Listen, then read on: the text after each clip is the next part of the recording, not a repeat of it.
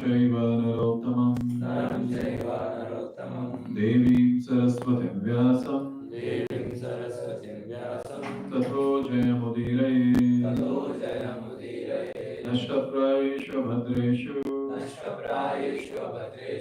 नित्यं भागवत सेवया भगवत्युत्तमश्लोके भक्तिर्भवति नैष्टिकी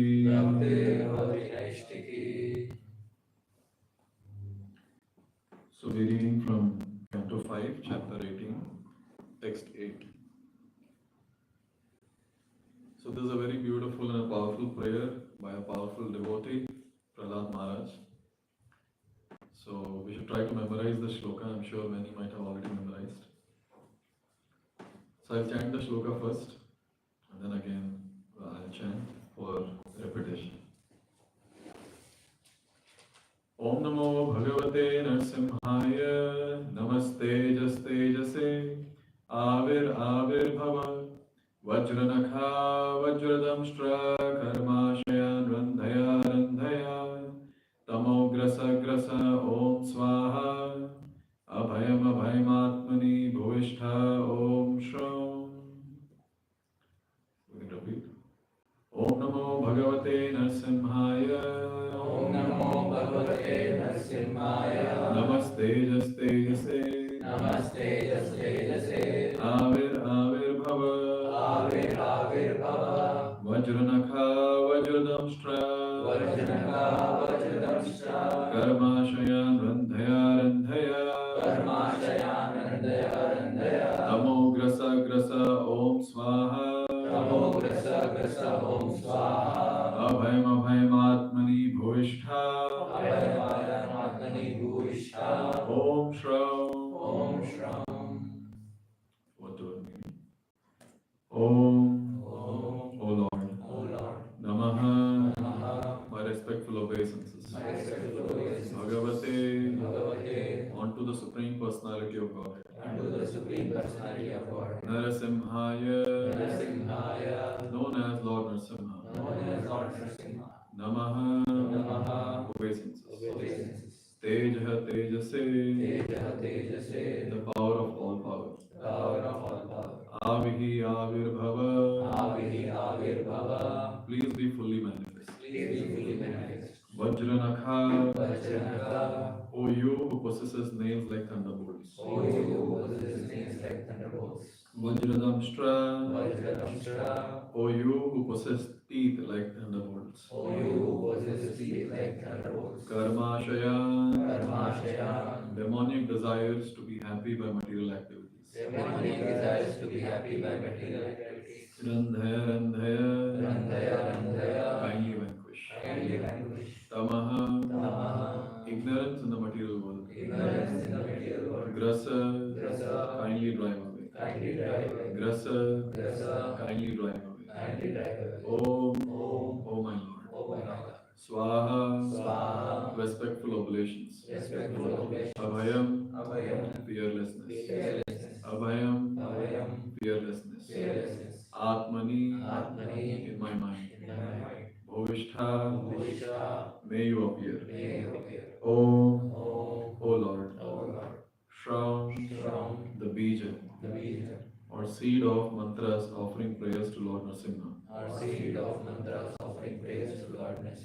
translation and purport by Divine Grace A.C. Bhaktivedanta Swami Srila Prabhupada. Translation I offer my respectful obeisances unto Lord Narasimha Dev, the power of all power. O my Lord, who possesses nails and teeth just like thunderbolts, kindly vanquish our demon-like desires for fruitive activity in this material world. Please appear in our hearts and drive away our ignorance so that, by your mercy, we may become fearless in the struggle for existence in this material world. Perfect. In Srimad Bhagavatam, Sanat Kumar speaks the following words to Maharaj Prithu. Yatpada pankaja palasha vilasa bhaktya karmashayam gratitam udgratitayanti santah tadvannarikta matayo yatayo viruddha sroto ganastam aranam bhajavasudevam. Devotee always engaged in the service of the toes of Lord's lotus feet can very easily become free from hard knotted desires for fruitive activities. Because this is very difficult. The non-devotees, the jnanis and yogis cannot stop the waves of sense gratification, although they try to do so. Therefore, you are advised to engage in devotional service of Krishna, the son of Vasudeva. Every living being within this material world has a strong desire to enjoy matter to its fullest satisfaction. For this purpose, the conditioned soul must accept one body after another, and thus his strongly fixed fruitive desires continue. One cannot stop the repetition of birth and death without being completely desireless. Therefore, Srila Rupa Goswami describes pure bhakti, devotional service as follows. Anyabhilashita shunyam jnana karmadhyanavritam anukulena krishnanu shilanam bhaktiruttama. One should render transcendental loving service to the Supreme Lord Krishna favorably and without desire for material profit or gain through fruitive activities or philosophical speculation. That is called pure devotional service. Unless one is completely freed of all material desires which are caused by the dense darkness of ignorance, one cannot fully engage in the devotional service of the Lord. Therefore, we should always offer our prayers to Lord Narasimhadev, who killed Hiranyakashipu, the personification of material desire. Hiranya means gold, Kashipu means a soft cushion of bed. Materialistic persons always desire to make the body comfortable, and for this they require huge amounts of gold. Thus, Hiranyakashipu was the perfect representative of material life. He was therefore the cause of great disturbance to the topmost devotee, Prahlad Maharaj, until Lord Narasimhadev killed him. Any devotee aspiring to be free of material desires should offer this respectful prayer to Narasimhadev as Prahlad Maharaj did in this verse. Om Ajnanatirandhasya Jnananjana Shalakaya Chakshuromilitam Yena Tasmai Shri Gurave Namaha Shri Chaitanya Manobhishtam Snapitam Yena Bhutale Swayam Rupa Kadamahyam Dadati Swapadantikam Vandeham Shri Guru Shri Yuta Padakamalam Shri Guru Vaishnavamscha Shri Rupam Sagrajatam Sahagana Raghunathanvitam Tam Sajivam Sadvaitam Savadutam Parijana Sahitam Krishna Chaitanya Devam Shri Radha Krishna Pada Sahagana Lalita Shri Vishakhanvitamscha Namo Vishnupadaya Krishna Prishnaya Bhutale Srimate Bhaktivedanta Swamin Nitinamine Namaste Saraswate Deve Gauravani Pracharine Nirvishesha Shunyavadi Paschatya Deshatarine Vancha Kalpatarubhyascha Kripa Sindhubhyeva Cha Patitanam Pavanebhyo Vaishnavebhyo Namo Namaha Namo Mahavadanyaya Krishna Prema Pradayate Krishnaya Krishna Chaitanya Namne Gauratushe Namaha He Krishna Karuna Sindho Dinabandho Jagatpate Gopesha Gopika Kanta Radha Kanta Namostute Tapta Kanchana Gaurangi Radhe Vrindavaneshwari Vrishabhano Sute Devi Pranamami Haripriye Jai Shri Krishna Chaitanya Prabhu Nityananda Shri Advaita Gadadhar Shri Vasadi Gaura Bhakta Vrinda Hare Krishna Krishna Krishna Hare Hare Hare Rama Rama Rama Hare Hare Mukam Karoti Vachalam Pangum Nandayate Giram Yat Kripatam Vande Shri Bhakti-Natarayanam Paramananda Madhavam Shri Chaitanya Ishwaram.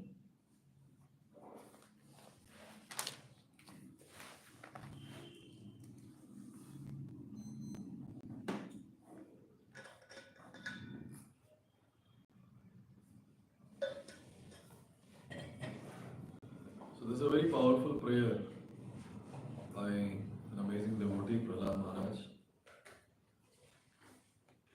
So before we understand the depth of this prayer, we need to understand some prerequisite. Srila Prabhupada is talking about pure devotional service in the purport. He says, Anyabhilashita shunyam. All the material desires should be zero. So if you want to render pure devotional service, this is the first thing that has to happen. All the material desires to be zero. But what to do? Now we have that tendency to enjoy. We have the tendency to enjoy. And because of this tendency to enjoy, one after another, material desires manifest. And these material desires, or the tendency to enjoy, is called as demonic tendency. Now, why is it that sense gratification is compared to demonic tendency or demonic enjoyment? One point which is very clear, at least theoretically, is Krishna is the only enjoyer. There is no other enjoyer apart from Krishna. Very difficult to digest the fact, but there is only one enjoyer. That's Krishna. And who are the demons? Demons are the ones who want to take the position of Krishna. They want to enjoy. They're envious of Krishna. They want to enjoy what Krishna is supposed to enjoy. That is demon. That is demonic tendency. Therefore, as soon as we talk about desire to enjoy, one thing has to be very clear is that desire to enjoy is synonymous to demonic enjoyment or demonic tendency. And therefore, it's very important to note that as soon as we have this desire to enjoy, we have that demon within or demonic tendency, and a demon is naturally envious of Krishna. Therefore, as soon as we get this desire to enjoy, we should understand I am envious of Krishna. So this is what is the conclusion? I am envious of Krishna. There are three main desires that a living entity gets, especially human beings I'm talking about. All the living entities have material desires, but human being has got specially these three forms of desires: Kanaka, Kamini and Pratishtha. Kanaka means wealth, Kamini, opposite gender, and Pratishtha, you can call it as the prestige or desire for respect. These three. And we will see that even when it comes to a renunciant, maybe we get rid of Kanaka, but Kamini on a subtle platform might remain, and Pratishtha is subtle only, and it remains. Therefore, our acharyas like Raghunath Das Goswami, very technically, very systematically, they put forward saying, Kanaka, Kamini, and Pratishtha. Pratishtha is the last one to go. Until the Pratishtha remains within us, demon is still there, and we are still envious of Krishna. Very simple to understand. The only personality who is supposed to be glorified is Uttama Shloka, that is Krishna. Now we cannot expect Uttama Shloka glorification for ourselves. But what to do? It's a demonic tendency to expect that I should be glorified. It's a demonic tendency to expect that I should have some position. It's a demonic tendency to think that people should worship me. It's a demonic tendency. We are envious of Krishna. The thing that is supposed to be offered at the lotus feet of Krishna, we want it for ourselves. This itself shows how envious the nature of a living entity is. And there are many, many examples in the history about such demonic personalities. The famous personalities we will take up, like Ravana. Now, this personality, envious of Lord Ram. How do we understand that he is envious of Lord Ram? Because he wanted to enjoy the energy of Lord Ram, that is Goddess Sita. This act of kidnapping and the act of lustfully glancing at Sita, that itself shows that how envious this demonic personality Ravana is. Second, Hiranyakashipu. The word itself is very nicely, good naming ceremony done. Kashyapa was very intelligent. He could make out that what these kids will be doing in future. So he gave the name as Hiranyakashipu. Hiranya, gold. Kashipu, bed. Kanaka and Kamini. The desire to have wealth and desire to enjoy the opposite gender with all comforts on the bed. Envious of Lord Vishnu. It's very funny. He gives the entire Bhagavad Gita class to his family members, saying we are not this body, we are spirit, soul. And where he might have gone to some other body. He has not vanquished completely. And all these things keep happening. This is what is material life is temporary, etc. etc. And he says also that whatever destiny decides, that has to happen. After saying all this, he goes, now he starts addressing all the demons, his associates. Holding the trident in the hand, looking up with red eyes, he started shouting, yelling that Vishnu should be killed. And I don't know what others in the assembly said, Hari Bol, Hari Bol. Yes, we should kill. And then they started the atrocious activities. These are demons. They want to kill Vishnu, they want to replace Vishnu. And also you see, what was his desire? How do we understand that he wanted Kanaka, Kamini and Pratishtha? What was his desire? He wanted to become the master of all the three worlds. He wanted all the wealth of the entire creation, entire material universe. And he wanted to become the controller. And he did that successfully to a great extent. He had the power to change the laws. All the ones who are doing austerity, go to hell, because you have practice of the hellish condition of life. And all the ones who are enjoying, since you have practice of heavenly pleasures, you go to heaven. So that's how he wanted to control. And the worst part, the last snare of Maya is, I am God. I should be worshipped. This was the last thing that Hiranyakashipu desired. And everyone was worshipping him. Everyone was glorifying him. Narad Muni says, even I was there. Because Narad Muni is describing the entire thing. And Narad Muni is saying, even I was going and glorifying O Yudhishthir. I was also glorifying Hiranyakashipu. So this was the case. Just think about this one very important thing. That the material desires will start from the grossest thing. It will go to subtle and the subtlest. And that's the last snare of Maya. That is to become one with God. Or to think that I am God. So this is Hiranyakashipu. And we understand very clearly that this mode of becoming master, enjoyer, controller, whenever we have these modes, immediately we should understand that these are demonic modes, demonic tendency. Master, controller or enjoyer.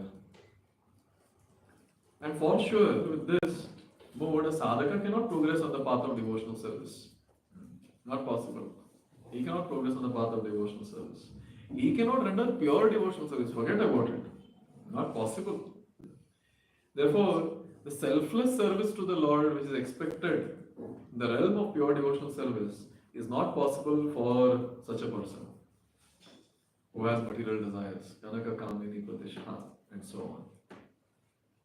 And we have so many examples of devotees in Shastra who have rendered pure devotional service, and we can easily see they are free from material desires.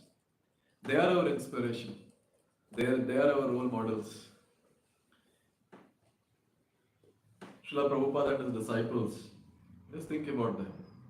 Srila Prabhupada, he could have enjoyed all the facilities, all the Kanaka that was there in ISKCON, he could have just enjoyed. But then he didn't do that. He preferred to stay in a hut in Bhubaneswar or in the hut in Mayapur. There was no need.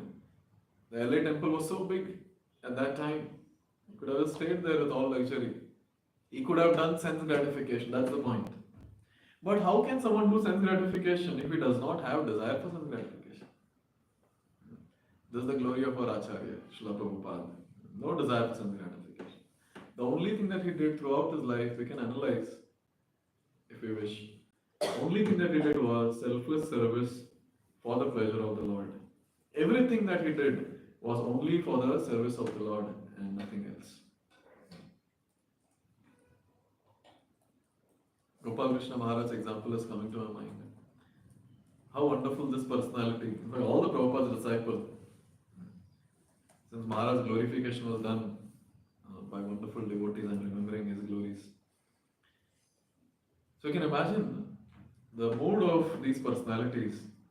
He was not using lift for a very long time. He would take stairs just so that electricity of ISKCON can be saved. And in the meetings and other places where he would be offered packed water bottles, distillery or whatever, he would not take that.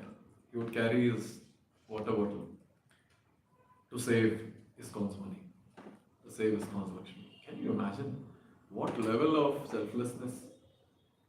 No thought of sense gratification. I'm here as an instrument to serve in the hands of my Guru. I'm not supposed to take anything for my comforts. Everything should be used for the expansion of this mission. This is the mood. This is called a selfless service. No desire for sense gratification. Therefore, they will not do sense gratification. Going behind in the parampara, all the acharyas, Prabhupada, Bhakti Siddhanta Saraswati, Bhakti Thakur, etc., etc. Six Goswamis. What sense gratification they did? Nitra, Ahara, Vihara, Kadi Vijito. Nitra, given up. Ahara, given up. Vihara, given up. So what remains? Therefore this question comes, how they were not doing sense gratification? What to do? They didn't have the treasure of sense gratification desires. All the treasure that we have in our heart, they didn't have that. Therefore, there is no question of sense gratification. Many times people ask, how are they able to do this? How are they sleeping only for 1.5 hours? How are they not eating for days together and still so enthusiastic in service of the Lord? Because they didn't have the sense gratification desires. Because they were not envious of Krishna, and they were in love with Krishna. Srivas Thakur, another great example. His only son was dead. And he was so eager to serve the Lord that he was participating in the kirtan, encouraging the Lord to sing and dance and not revealing that his son is dead. And only next morning, Lord Chaitanya gets to know that Srivas Thakur's only son has died, but he didn't inform because I will not be able to continue my kirtan. Lord started crying. Because after a few days he was supposed to take sannyas. He started crying, saying, hey Srivas, how can I live without the association of you people? No one present there understood why Lord Chaitanya is saying this, only he knew. Because his plan was to take sannyas. But look at Srivas Thakur's greatness. Because no parent can survive or keep composure, remain stable if one's own son has died, and that too single son has died. When single sons they join brahmacharya ashram, people are not able to remain stable. Here a person has died, but still Srivas Thakur is so stable, and here we get to know very clearly that his attachment is not towards the sense gratification. Normally when we say sense gratification, we put our extended family also in that. Family and extended family. And everything that we possess. He was not attached to that. He was attached to giving pleasure to the Lord. Such a wonderful thing, you see. Such a wonderful thing. And what about the Gopas in Vrindavan? Going to Krishna Leela? All the Vrajavasis? Their only goal was to give pleasure to Krishna. The Yamuna Pulin Bhojan is coming to my mind.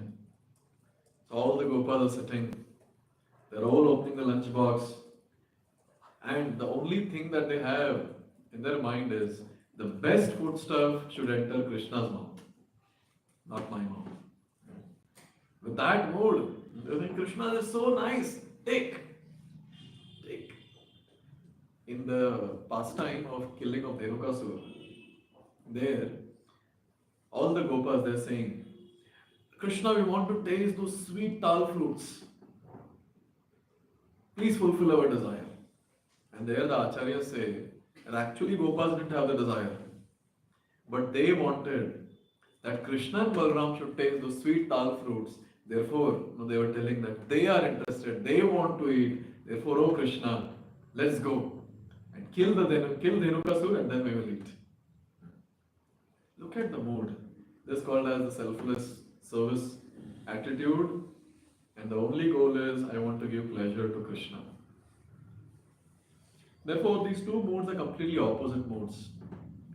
The mood to give pleasure to Krishna and the mood of sense gratification. They're completely opposite. They cannot go hand in hand.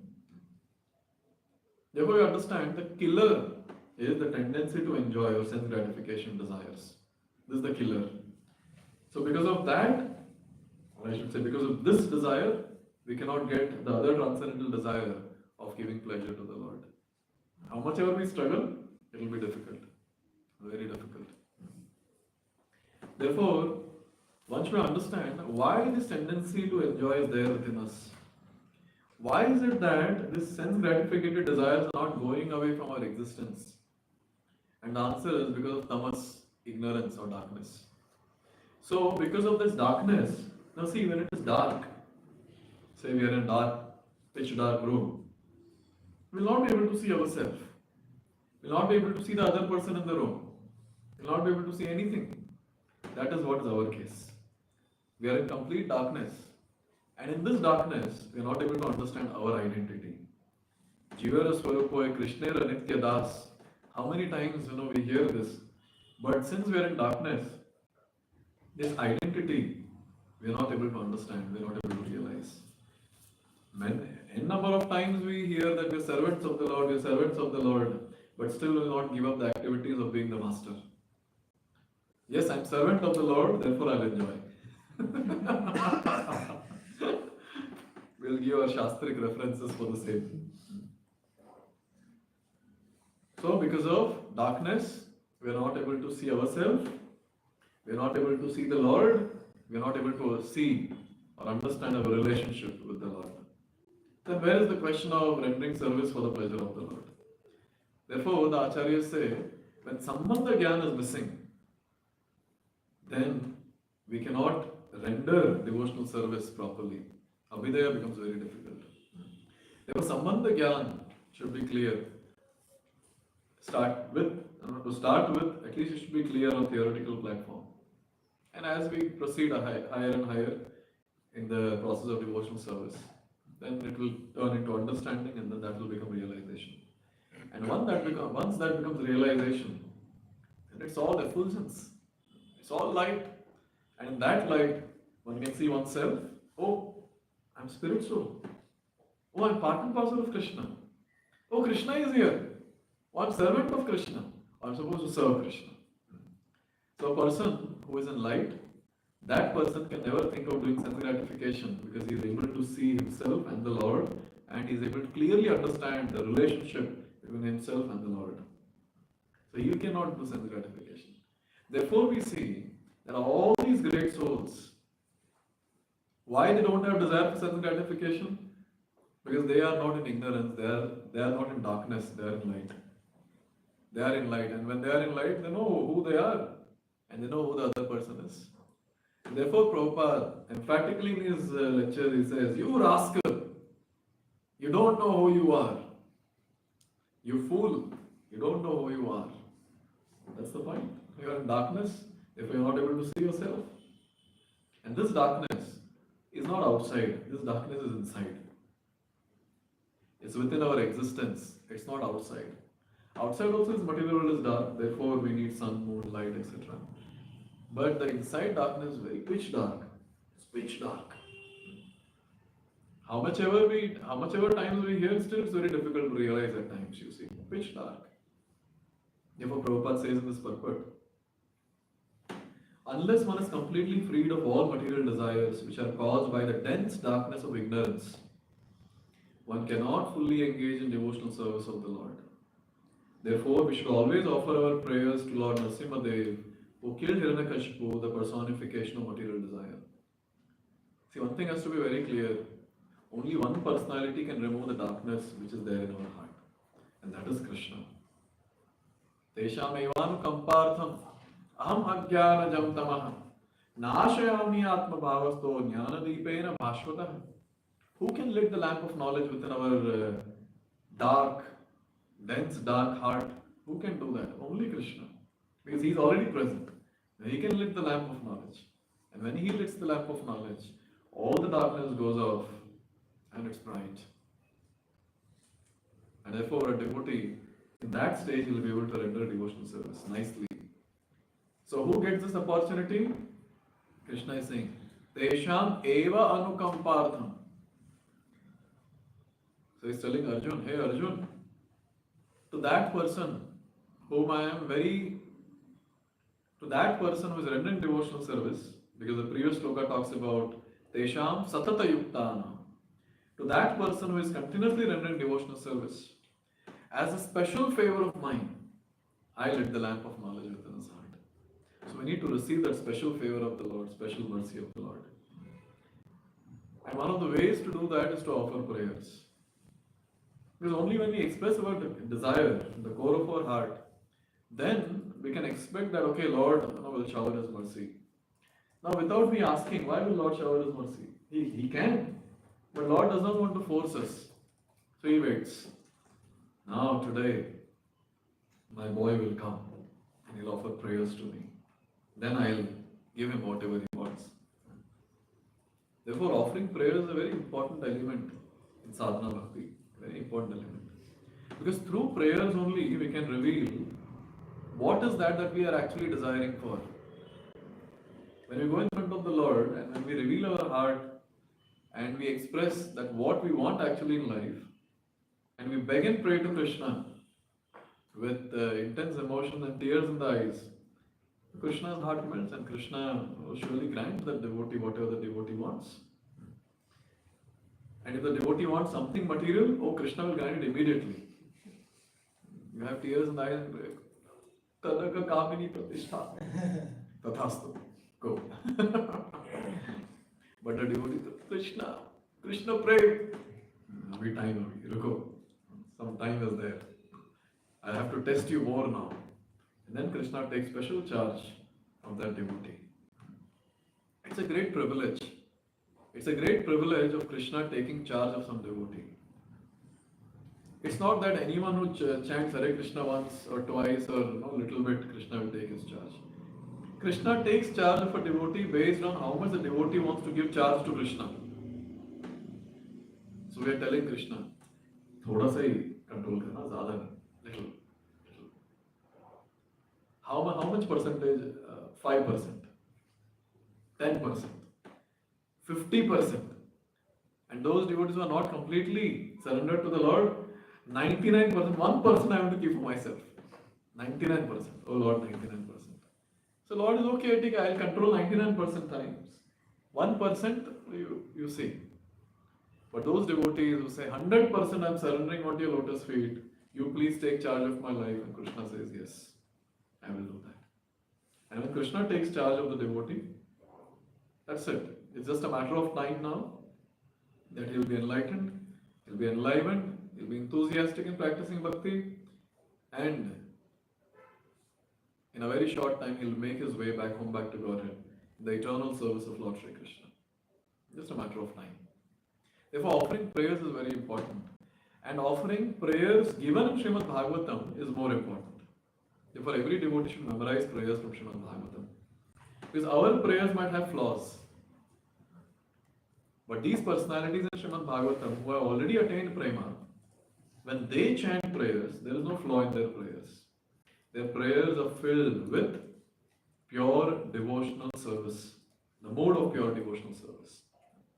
It is free from any other material desire. It is free from anything else. It is filled with that amazing mode of Krishna consciousness, pure devotional service. And here is a powerful prayer that Prahlad Maharaj is offering to Narasimhadev. I will display that verse. So very beautiful shloka. And Prabhupada is saying that all devotees should offer this prayer to Narasimhadev so that they receive the special mercy. And what happens when we receive special mercy, that also is given in this shloka. So you see, in this shloka, Om, how many times Om has come? So we'll just analyze the shloka first. 3 times. Om Namo Bhagavate Narsimhaya Namastejas Tejase Avir Avir Bhava Vajranakha Vajadamshra Karmashaya Nandhaya Randhaya Tamo Grasa Grasa Om Swaha Abhayam Abhayam Atmani Bhuvishta Om Shram. 3 times. And Krishna in Srimad Bhagavad Gita, he says in shloka number 8 of 7th chapter, Pranava Sarva Vedeshu, I am that Om. So wherever this Om, this Bijakshara comes, Om, so immediately you have to understand that Krishna's personal presence is there. Om. Another very important thing is Om, this Bijakshara is the source of all the Vedic scriptures or with the Vedic injunctions or Vedic statements. So whenever this Om comes in these different verses, they are non-different from the Vedic statements. Now for us, we are illiterate, so we don't understand the importance or the difference between Vedic statements, or I should say Shruti, Smriti, etc. But the ones who are illiterate, the ones who are dive deep into Shastra, so they will understand, okay, it's a Vedic statement, it's a big thing. It's a big thing. So this Om makes this particular thing as a Vedic statement authentic, and the personal presence of the Lord is there. Here we have Om. There is another Bijakshara that we see in this. Not Bija, Akshara, this is Bija. Akshara is one. Bija. So we have one Bija that's called Om, Bija Mantra. Another Bija Mantra is Shravan. Now see, we have to understand that this Bija Mantras, these Bija Mantras actually represent the Lord. They represent the deity of that particular form of the Lord. Like for example, we have the Bijakshara clean, and this immediately invokes the personal form of the Lord, Lord Shri Krishna, clean. Then we have a Bijakshara called Shrin. That manifests, that is a manifestation of the personal form of the deity of Srimati Radharani. And similarly, we have this one, Shravan. So Shravan is the Bija Mantra, which is non-different from the deity of Nrsimhadev. It's very nice. So here Lord is personally present with this Bijakshara or Bija Mantra Shravan. I heard this very nice thing in one lecture.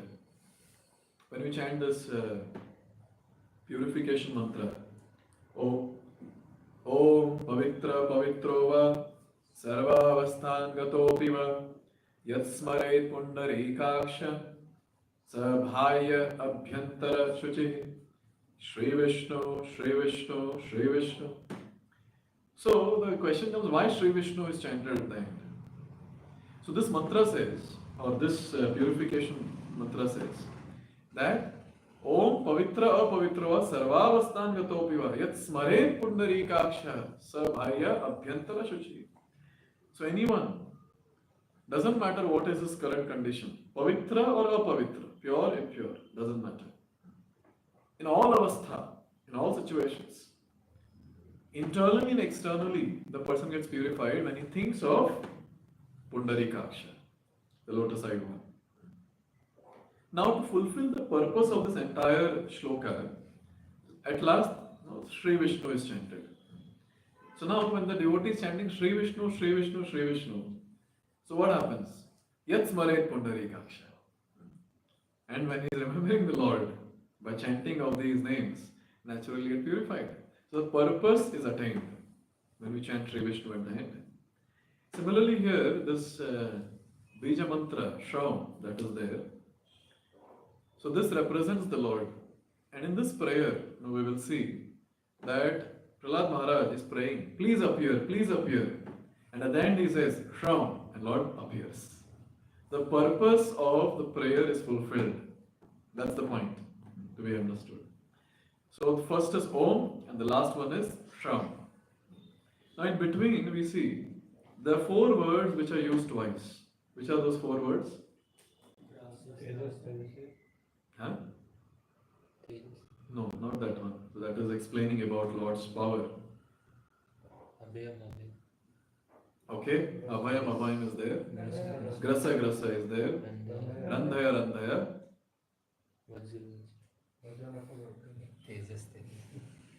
Avir, Avir. You see? So Avir, Avir, Bhava. Karmashyan, Randhaya, Randhaya. Tamo, Grasa, Grasa. Atmani Bhuishtha. उसके पहले आता है Abhayam, Abhayam. So the question comes, why he is using these two times? What is the need of using these words twice? Avir, Avir, please appear, please appear. Randhaya, Randhaya, tear apart, vanquish, vanquish. Grasa, Grasa, drive away, drive away. Abhayam, abhayam, fearlessness, fearlessness. So two times or twice these words are mentioned to request the Lord that, oh Lord, please do this, please do this. This is the mood. This is the mood in which this prayer is chanted. Oh Lord, please do this. He is begging. Therefore, twice it is used to emphasize, oh Lord, please appear, please appear.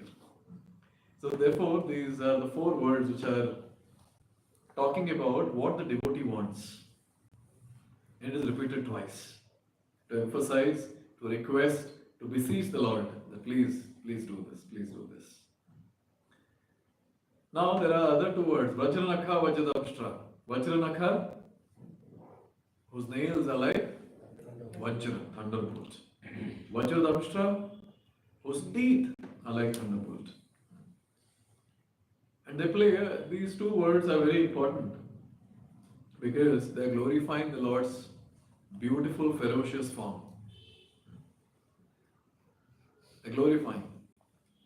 And also we sing every day in our Arati at the end from Jayadeva Goswami's Dashavatara Stotra.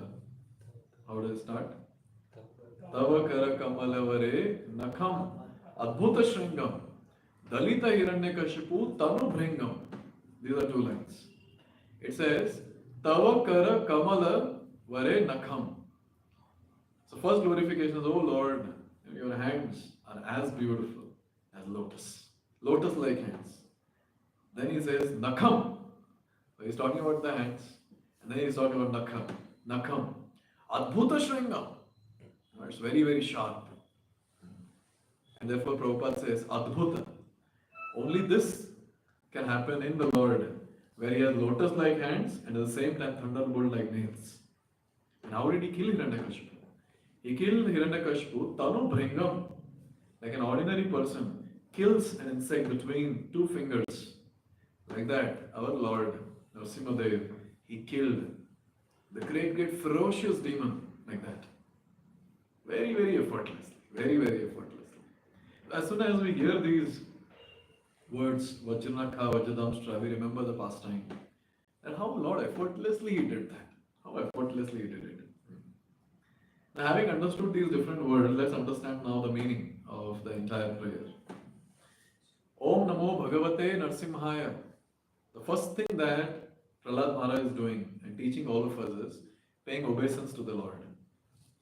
And I pay my obeisances to Lord Narasimhadev. Om Namo Bhagavate Narsimhaya. Namaste Tejase. I am offering obeisance to whom? Who is the power of all the power. He is the most powerful one. He is the most powerful one. Namaste Tejase. And now he begs the Lord. Avir Bhava. Oh Lord, please appear, please appear. Avir Bhava. Please appear. Where? Please appear in my heart. Avir Bhava. Vajranakha Vajradamshtra. Again glorifying the Lord. Oh Lord, you have thunderbolt-like teeth and nails. Vajranakha Vajradamshtra. But why are you talking about Vajranakha Vajradamshtra, Prahlad? Why are you talking about that? Karmashayan. Oh Lord, I have demon. Karmashayan. Now I have the demon of sense gratification, desires within my heart. So this Karmashayan also refers to, obviously, demonic desires. It also refers to the impressions of our karma. Can be called as the sinful tendencies in our heart. Oh Lord, these are there in my heart. And these are not different from Hiranyakashipu. Previously you killed Hiranyakashipu like any ordinary person kills insects. Oh Lord, now please kill this demonic desire within my heart. Karmashayan, Randaya. Please tear apart, please tear apart. Please vanquish, please vanquish. This is what he's saying. Karmashayan, Randaya. Now Lord might ask, how did you get these demonic desires? What is the reason do you think, Prahlad?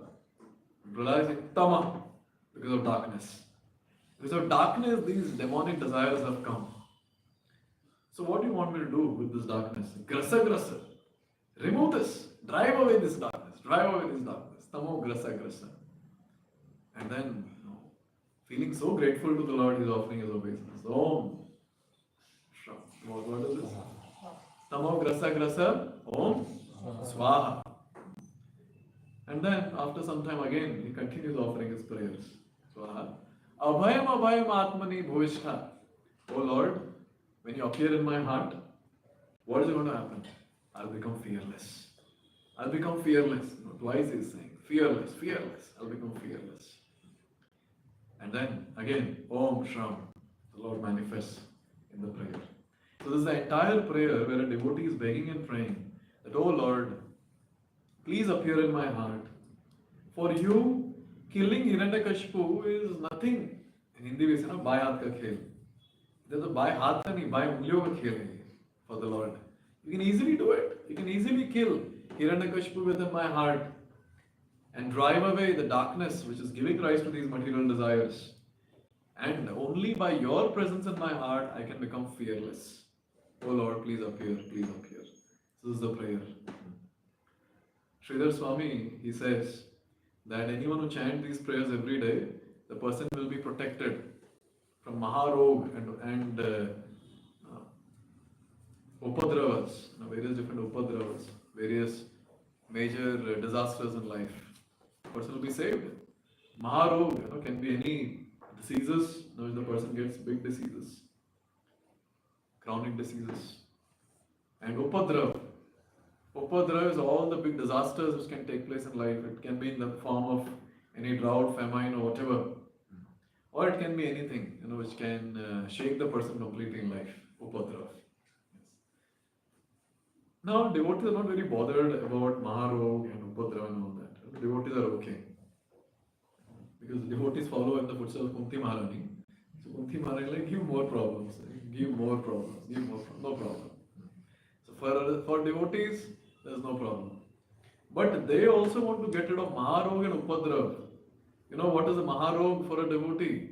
Maharog for a devotee is the sense gratification desires. He just wants to get rid of this Maharog. And it's actually Maharog because from lifetime after lifetime is not going only. Maharog this is. Big disease. Greatest of the disease.